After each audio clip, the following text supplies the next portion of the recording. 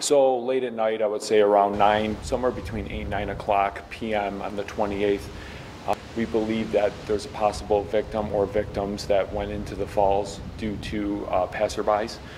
We come to the conclusion that a mother, 33-year-old mother, a 9-year-old son, and then a 5-month-old were all gone over the falls. Now, we do believe it is intentional.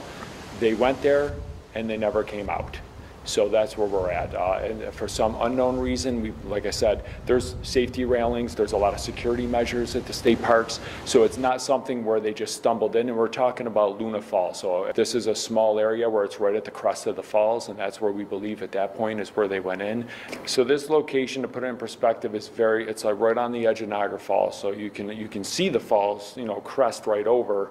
It's a vantage point where people would go not to view the falls, but to be right next to the falls. And it is quite a bit of height difference, but it's not as much the height, it is the rocks and the terrain that's at the bottom. It's not like you're jumping, into a pond or some just fresh body of water. It's very rocky. The terrain is obviously very deadly. That's why the falls is very deadly, and that's why those safety measures are put in place.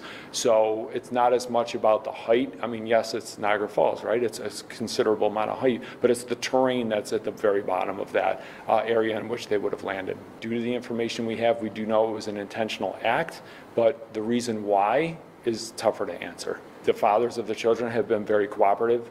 They've been very forward with us with all information, and actually because of that, we're able to kind of speed this up quite a bit on our investigative end. That the 9-year-old went in first, and then outside of that, it was a ripple effect.